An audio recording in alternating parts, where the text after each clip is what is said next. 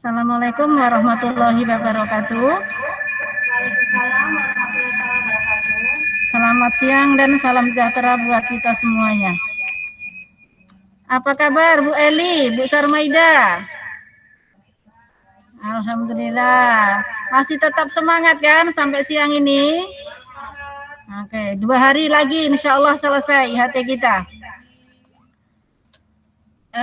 Ibu-ibu yang saya hormati, pada siang hari ini kita akan melanjutkan materi tentang profil pelajar Pancasila. Sebelum kita bahas lebih lanjut, kita buat dulu kesepakatan kelas kita. Nah, kesepakatan seperti biasa yang sudah berlangsung selama 6 hari ini, kalau satu orang kawan kita sedang berbicara, maka kawan yang lain akan mendengarkan. Maka diperhatikan notifikasi mikrofonnya. Nah, profil pelajar Pancasila. Kalau kita cerita tentang profil pelajar Pancasila yang ada di dalam program sekolah penggerak, maka kita akan teringat dengan apa yang disebut dengan penguatan pendidikan karakter di zaman K13 yang seperti selama ini sudah kita terapkan. Apa saja yang ada di dalam profil pelajar Pancasila? Mari sama-sama kita lihat.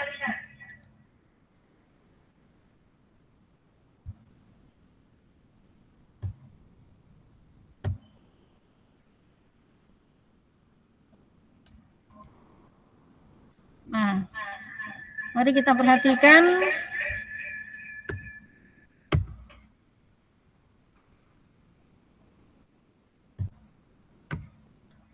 profil pelajar Pancasila yang pertama adalah beriman, bertakwa terhadap Tuhan Yang Maha Esa, dan berakhlak mulia. Beriman, bertakwa terhadap Tuhan Yang Maha Esa, ini artinya adalah hubungan kita manusia dengan Tuhan kita secara vertikal. Kita meyakini bahwa di atas kita ada kekuatan yang maha dahsyat. Kita yakini itu semua. Nah, hal ini sesuai atau tercermin di dalam sila pertama pada Pancasila yang menjadi dasar negara kita Indonesia. Nah, sedangkan berakhlak mulia adalah hubungan antara manusia yang satu dengan manusia yang lain di dalam kehidupan bermasyarakat. Berarti adalah secara horizontal.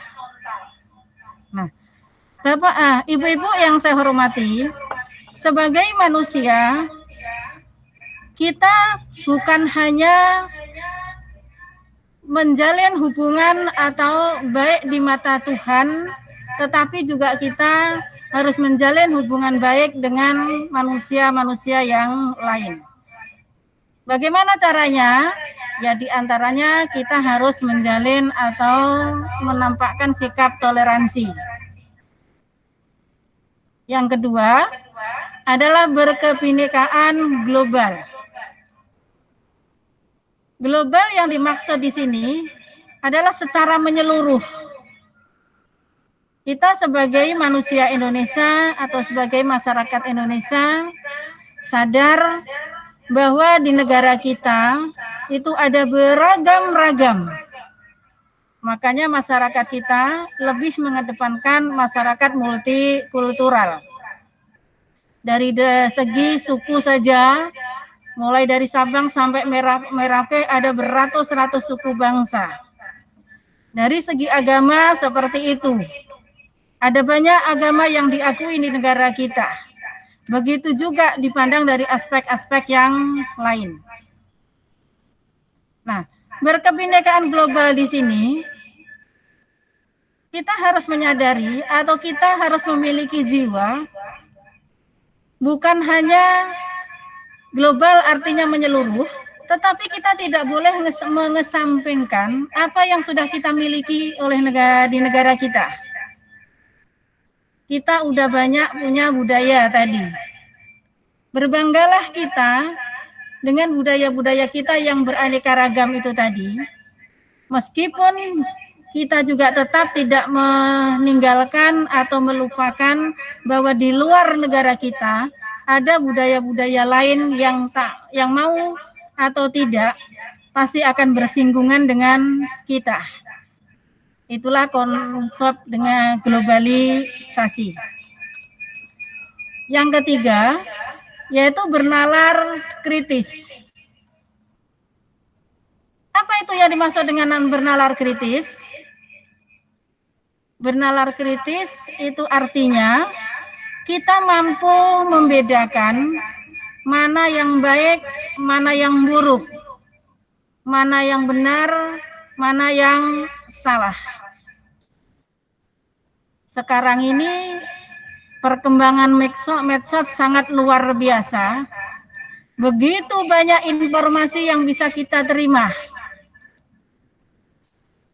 Satu hari saja kalau kita mau jujur, beribu-ribu informasi yang masuk ke kita.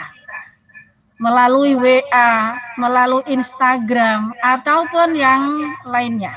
Nah, di sini dituntut kita untuk bisa berpikir secara kritis. Kira-kira dari semua informasi yang masuk kepada kita itu tadi, mana yang baik, mana yang benar untuk kita bisa ikuti, sedangkan yang tidak baik atau salah, ya kita tinggalkan. Jangan kita mudah terprovokasi oleh hal-hal yang berbau isu atau yang kita kenal dengan istilah hoax. Bernalar kritis yang dimaksud juga di samping itu tadi, kita harus bisa mencerna apa yang terjadi di lingkungan hidup kita. Kalau terjadi sesuatu hal, maka kita coba analisa. Kenapa ini terjadi? Setelah tahu apa faktor penyebabnya, maka kita coba cari bagaimana kita menyiasati atau menyelesaikan permasalahan itu tadi. Itu namanya kritis. Nah, kepada anak didik kita, ini bisa kita terapkan misalnya saat kita presentasi kelas atau saat kita diskusi. Kita berikan kesempatan kepada anak-anak kita untuk menyampaikan segala sesuatu yang ada di kepalanya atau apa yang dia pikirkan. Gagasan-gagasan yang ada, itu kita motivasi supaya tersampaikan. Nah, itu yang dimaksud dengan bernalar kritis. Sedangkan profil yang keempat, yaitu yang disebut dengan kreatif.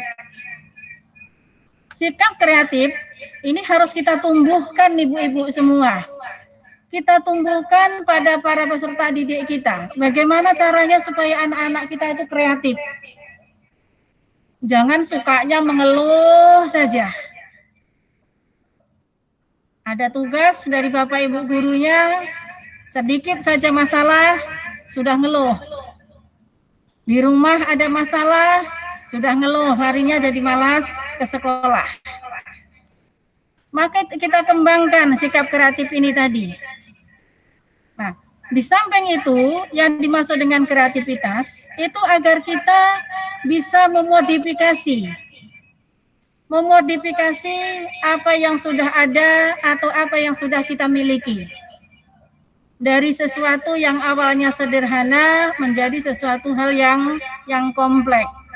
Kita kombinasikan semuanya menjadi satu gagasan yang bermanfaat di dalam kehidupan sehari-hari. Contoh nyatanya seperti ini, ibu-ibu semua. Suatu ketika kita suruh anak kita ke warung. Nak, tolong belikan Mama cabai di Mangujang. Beberapa menit kemudian, anak kita pulang dengan tangan kosong. Lalu kita tanya, mana cabainya, Nak? Mangujang tutup warungnya, Mak, katanya.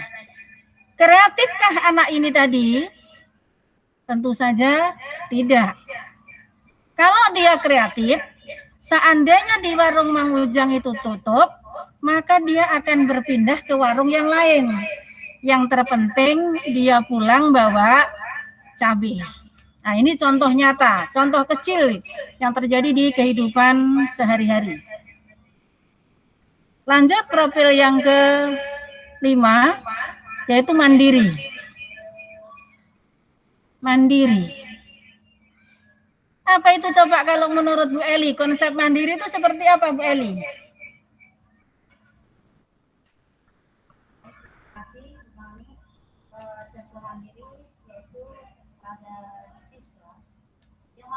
Apabila siswa itu diberikan tugas, ya, bisa dapat mengerjakan tugas itu dengan sendirinya tanpa bantuan dari teman ataupun bapak ibu guru. Terima kasih. Oke, mandiri. Menurut Ibu Eli, kalau mandiri itu mampu menyelesaikan tugasnya tanpa bantuan orang lain. Iya, di sini mandiri yang dimaksud itu ibu-ibu, paling tidak dia berupaya menyelesaikan tugasnya dengan semaksimal mungkin, tanpa banyak mengeluh. Tetapi juga bukan dalam artian tidak boleh kita meminta bantuan orang lain. Tetapi bantuan yang dimaksud adalah membantu menyelesaikannya. Dalam artian bukan diserahkan, misalnya begini, ada tugas, kita kasih ini sama kawannya. Pokoknya selesaikan, maunya tahu beres, bukan yang seperti itu. Nah, boleh kita minta bantuan, tetapi dijelaskan bagaimana cara menyelesaikan tugasnya itu tadi. Itu yang dimaksud dengan mandiri. Profil yang terakhir adalah bergotong royong. Bergotong royong. Kalau menurut Bu Sarmaida, bagaimana konsep bergotong royong, Bu Sarmaida? Ya, Bu. Salah satu profil pelajar Pancasila itu bergotong royong. Ini saya sangat setuju diangkat kembali.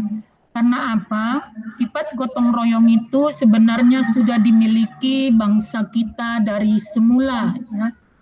Bergotong royong itu berarti kita hidup bekerja sama atau hidup bermasyarakat. Kenapa? Singkat saja saya katakan, karena semua manusia atau kita katakan sama siswa-siswa kita, semua siswa berbeda.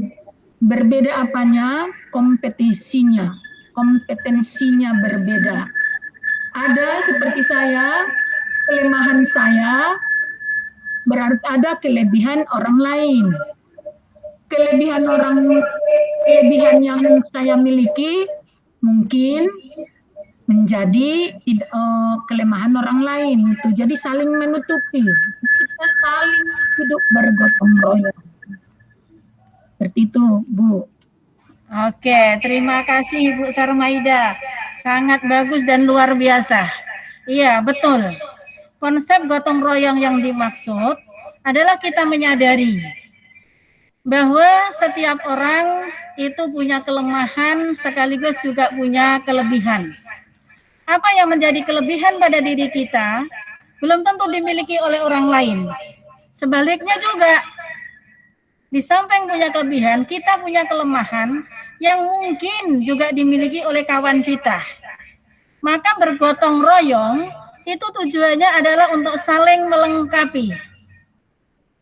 Nah, kalau satu kelemahan ditutupi oleh kawannya yang lain, maka mudah-mudahan kelemahan-kelemahan itu menjadi tidak ada. Dalam cara berpikir pun seperti itu.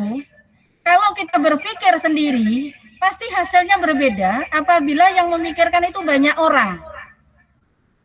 Ketika banyak orang yang memikirkan, maka masing-masing nanti memiliki gagasan yang mungkin berbeda juga.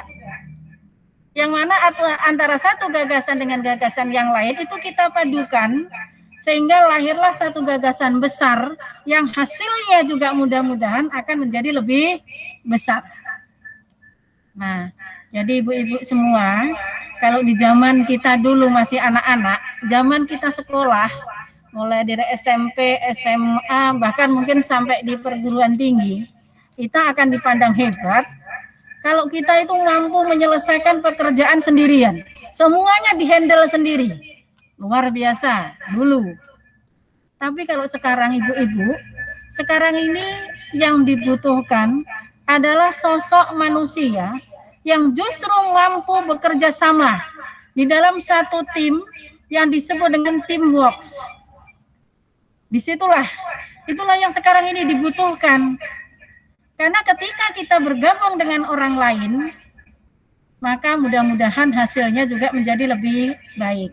Ibaratnya begini ibu-ibu semua, sapu lidi yang biasa kita pakai nyapu di rumah, halaman kita yang seluas apapun, dengan sapu lidi itu tadi mudah-mudahan kita bisa bersihkan. Itu analoginya ketika kita kerja dalam satu teamwork atau kita kerja bersama-sama. Sebaliknya, apabila sapu lidi tadi kita lepas satu persatu dalam bentuk satu batang lidi, maka tidak banyak gunanya, tidak banyak manfaatnya. Paling-paling bisa dipakai sebagai kancing untuk bungkus pecel. Nah, misalnya bukan tak bermanfaat, tetapi manfaatnya tidak sebesar apabila kita bergabung kerja dalam satu tim. Nah, jadi yang seperti itulah ibu-ibu yang dimaksud dengan konsep gotong royong. Sampai di sini dulu paparan tentang profil pelajar Pancasila. Barangkali masih ada yang perlu kita diskusikan bertanya atau ada yang ibu-ibu tanyakan untuk lebih kita perjelas. Silakan Bu Eli, Bu Sarmaida.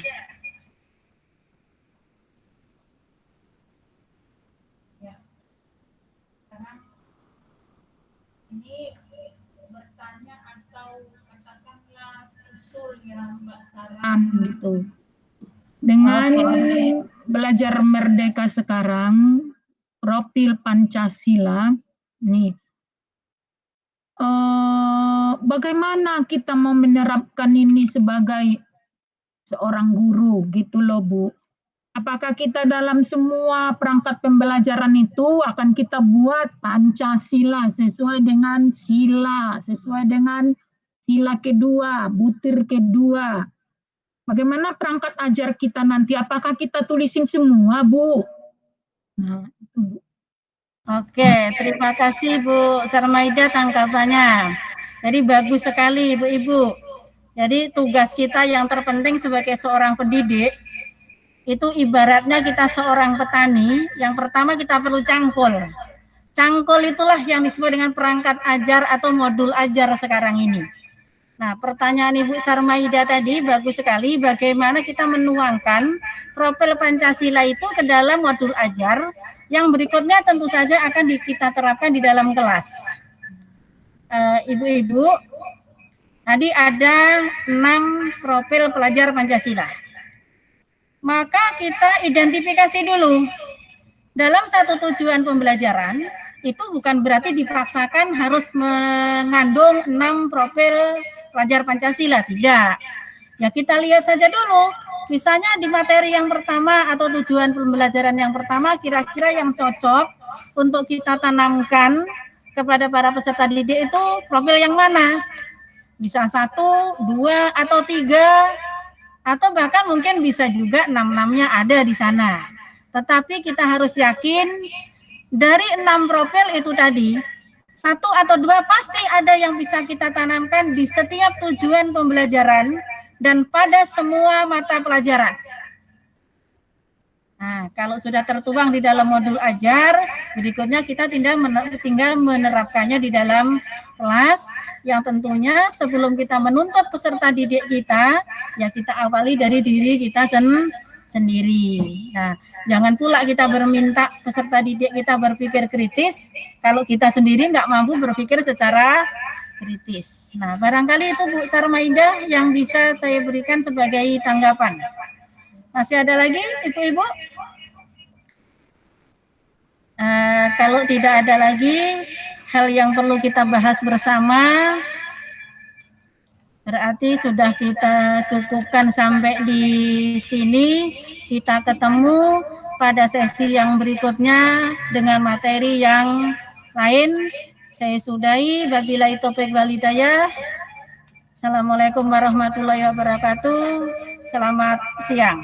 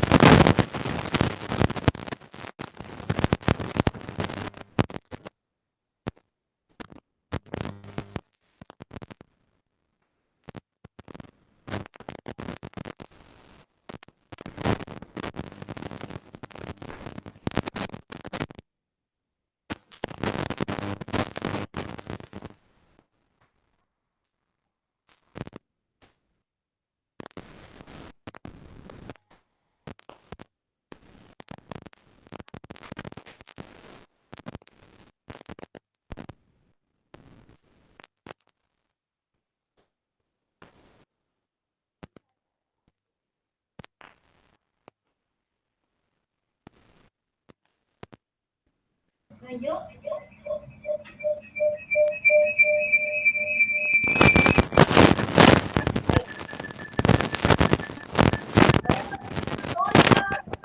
Bangunnya.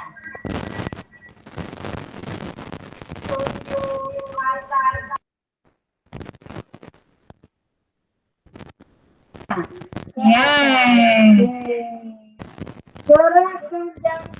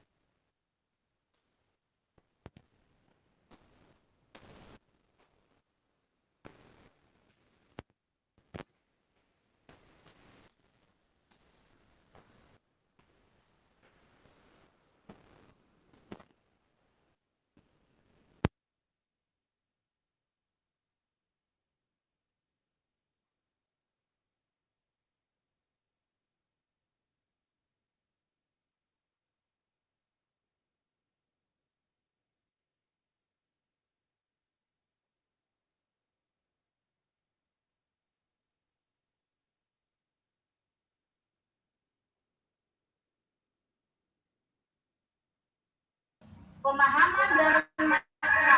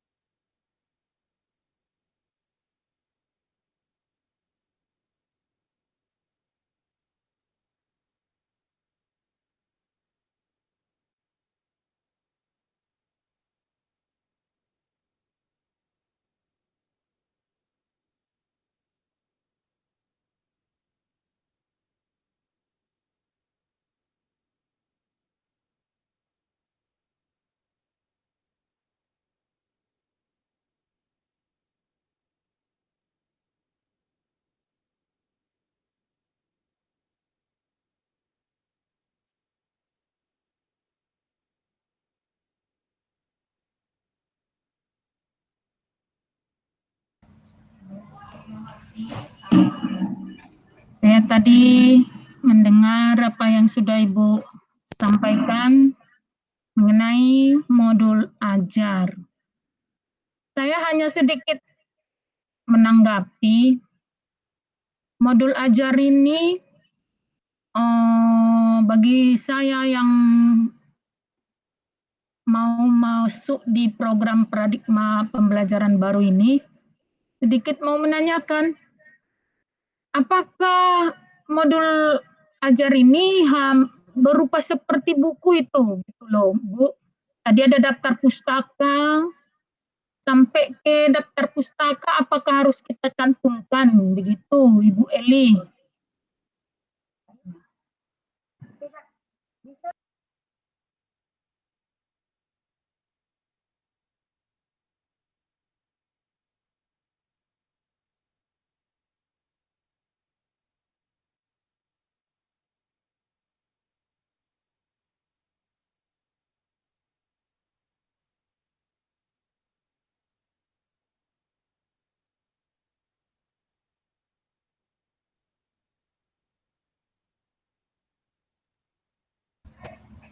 Ada tanggapan lagi? Bu Eli, mohon maaf Bu Eli. Sekedar penguatan aja Bu Eli. Kalau saya dengarkan tadi paparan Bu Eli tentang komponen-komponen modul ajar, barangkali kalau saya simpulkan, modul ajar itu sama dengan RPT ya Bu Eli di zaman K13 ya Bu Eli? Ya.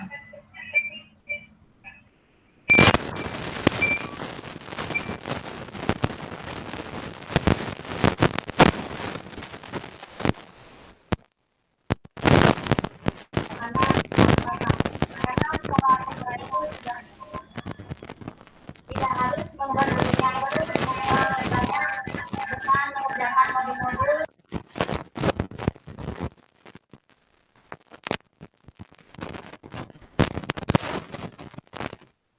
Terima kasih Bu Eli atas tanggapannya.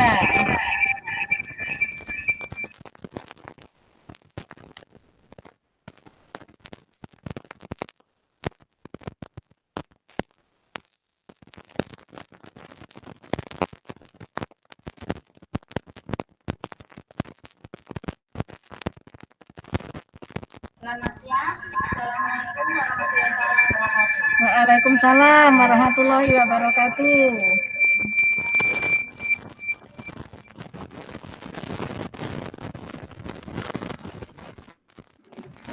Selamat siang, Ibu Eli. Apa kabar Ibu? Kak Mami, Ibu Mami. Iya. Iya, kita sehat-sehat semua ya Bu. Iya, ini kita hari ke-7. 1 hari terakhir. Ya, kita harus start strong. Wah, sungguh luar biasa kita ini dapat berkat mengikuti pelatihan seperti ini, banyak yang tambah ilmu kita ya Ibu-Ibu. Oke, iya betul Bu Maida. Iya. Kalau 2 hari tadi kita sudah membahas, Bu Mami tadi sudah membahas profil Pancasila. Ini suatu profil yang kita harapkan akan terwujud buat bangsa dan negara kita ini. Ibu Eli sudah membahas modul pembelajaran, ya. Sekarang saya mau mendiskusikan asesmen. Ketika sudah seorang pengajar membuat modul ajarnya, kompetensi atau capaian pembelajarannya sudah tersusun rapi, sekarang proses pembelajaran, maka perlu adanya asesmen. Sebagus apapun modul pembelajaran yang sudah disusun dan strategi yang digunakan atau metode yang dipakai dalam menyampaikan pelajaran, kalau tidak dilengkapi dengan asesmen, sepertinya kurang. Nah, sekarang saya mencoba mendiskusikan dengan ibu-ibu adanya asesmen di dalam pembelajaran. Saya ambil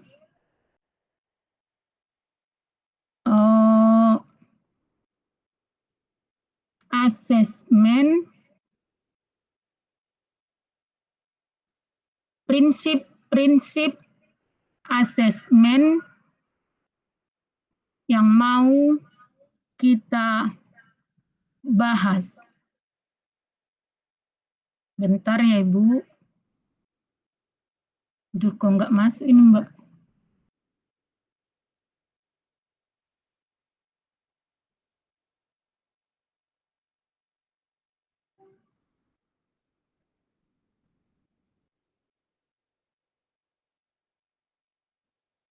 Oh.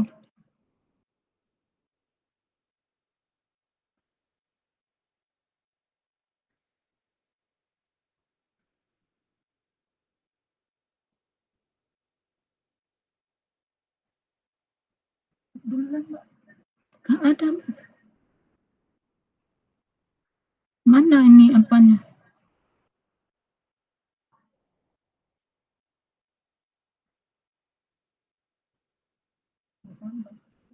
Iya.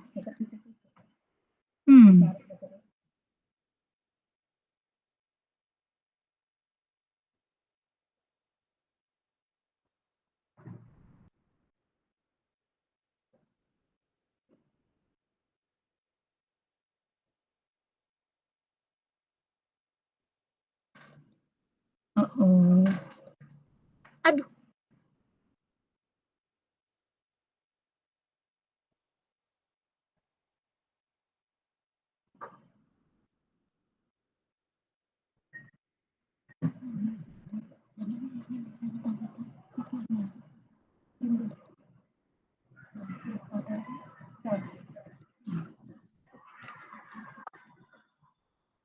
Baik, Ibu.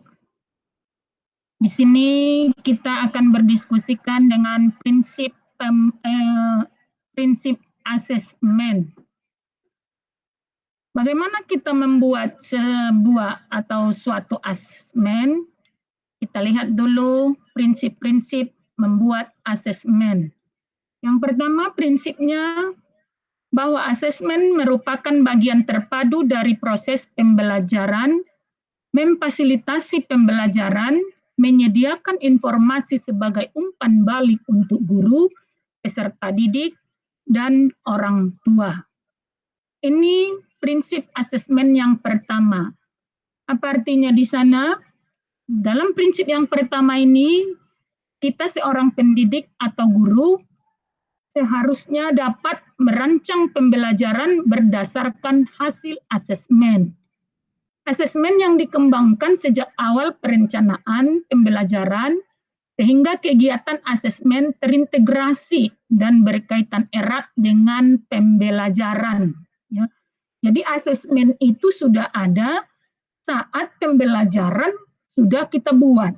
Ya, dia hadir terintegrasi. Kalau selama ini kita sepertinya berpisah, tapi di pembelajaran paradigma baru ini kita tidak memisahkan proses pembelajaran dengan asesmen. Ya, itu maksudnya Ibu. Yang kedua, apa artinya prinsip yang pertama ini? Keterkaitan antara tujuan pembelajaran dengan asesmen yang dirancang. Jadi membuat asesmen kita harus berpatokan juga kepada tujuan pembelajaran yang sudah kita lihat di dalam capaian pembelajaran. Ya.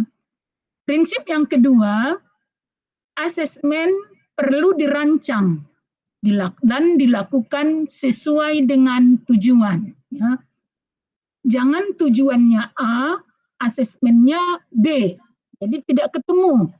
Yang diharapkan A, dirancang juga asesmen menuju ke A. Itu dia di sini. Jadi apa fungsi asesmen di sini?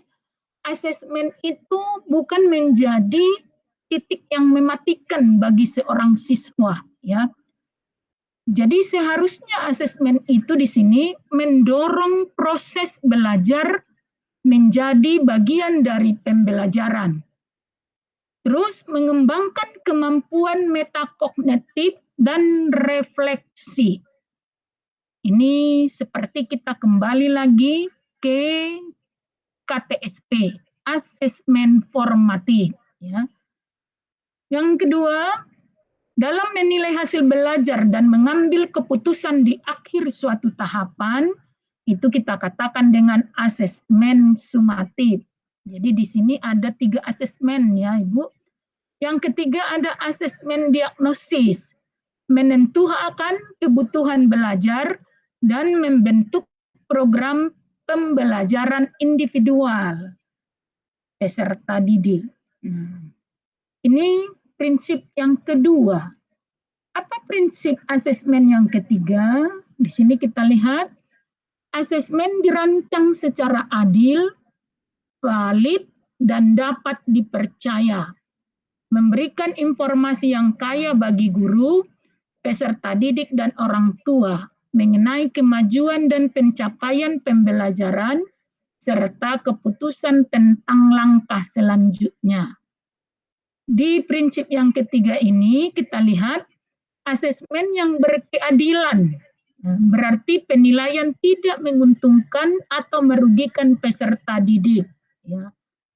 Di sini yang terbaru ini, yang terpenting saya rasa di sini, bahwa asesmen yang kita buat itu tidak menguntungkan seseorang siswa atau tidak merugikan. Ini harus dipegang seorang pendidik, saya rasa Ibu, karena kasihan anaknya kalau salah asesmen atau kalau kita seorang guru salah mempergunakan asesmen yang kita buat itu. Ya, inilah dia yang ditekankan. Kemudian asesmen memiliki validitas yang tinggi.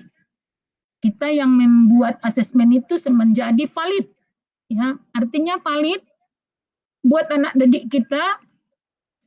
Siapa ada anak didik kita itu yang cepat sekali menerima pelajaran, ada yang lambat, ada yang sedang. Jadi dengan asesmen yang kita buat, kita mampu menggolongkan kompetensi setiap anak didik kita. Itu maksudnya asesmen memiliki validitas yang tinggi. Kemudian asesmen yang kita rancang itu harus reliable, dapat diperbandingkan hasilnya karena konsisten. Nih. Kemudian adil dan objektif. Adil dan objektif. Yang pertama tadi berkeadilan. Kalau ini adil dan objektif, menggunakan kriteria dan prosedur yang logis, sistematis, dan jelas. Dengan pengaruh subjektivitas penilai yang rendah. Kemudian kita teruskan asesmen, prinsip yang keempat. Asesmen sebaiknya meliputi berbagai bentuk tugas, instrumen, dan teknik yang sesuai dengan tujuan pembelajaran yang ditargetkan. Di sini guru diberikan otonomi yang luas dalam merencanakan dan menggunakan jenis dan teknik asesmen dengan mempertimbangkan karakteristik mata pelajaran, karakteristik dan kemampuan peserta didik, capaian pembelajaran, tujuan pembelajaran, sumber daya pendukung yang tersedia. Di sini punya guru diberikan otonomi yang luas. Ya, tadi profil Pancasila mandiri dan kritis. Ya. Disinilah guru diberi otonomi yang luas, tetapi harus memperhatikan karakteristik mata pelajarannya dan kemampuan peserta didik. Ada di sini Ibu, di sampingnya ada berfokus pada asesmen sumatif, teaching to the test. Ini yang mau dihindari setiap kita guru. Melaksanakan asesmen hanya sebagai alat untuk mendapat data nilai untuk pengisian rapor. Selama ini saya rasa banyak juga, saya sendiri juga mungkin ada di dalamnya ini melaksanakan asesmen hanya sebagai alat. Iya. Kemudian prinsip asesmen yang kelima, laporan kemajuan. Asesmen itu adalah sebagai laporan kemajuan belajar dan pencapaian peserta didik yang bersifat sederhana dan informatif memberikan informasi yang bermanfaat untuk peserta didik dan orang tua, dan data yang berguna untuk penjamin dan peningkatan mutu pembelajaran. Nah, di prinsip asesmen yang kelima ini, yang penting kita perhatikan yang ada di sebelah kanannya ini, guru diharapkan mampu menerapkan moderasi dalam asesmen. Apa artinya moderasi? Yaitu memastikan antar guru mampu melakukan asesmen secara adil dan konsisten dengan menggunakan kriteria tertentu, melakukan komunikasi, konfirmasi, dan klarifikasi antar guru. Nah, ibu-ibu, inilah 5 prinsip asesmen yang sangat penting buat seorang guru untuk melakukan asesmen dalam proses pembelajarannya di sekolah. Nah, inilah saya rasa paparan saya mengenai prinsip asesmen. Dan menurut saya, semua kita guru-guru, karena semuanya guru-guru hebat, sudah sering melakukan asesmen, dan semua tentunya tidak asing lagi dengan asesmen.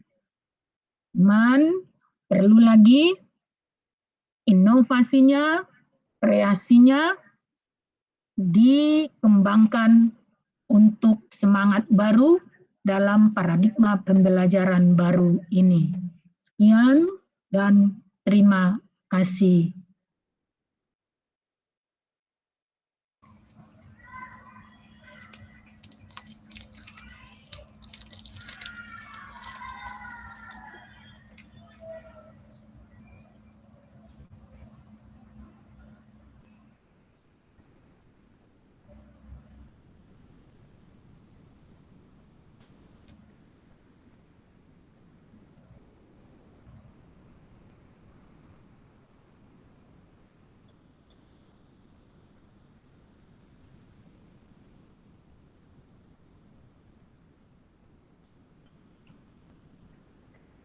Ya, sekarang saya kembalikan ke Ibu Mami.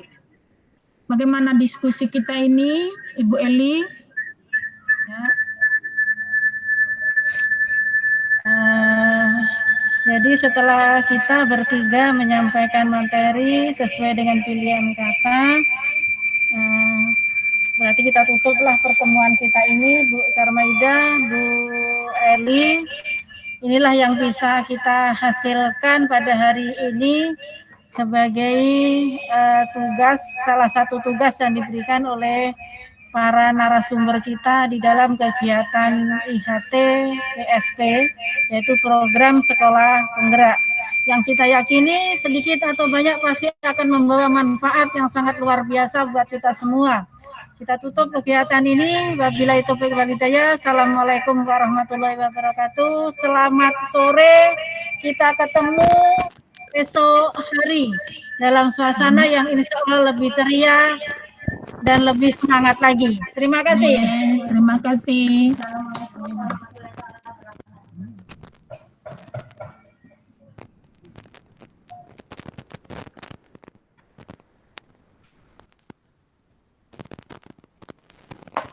Stop recording, Kak.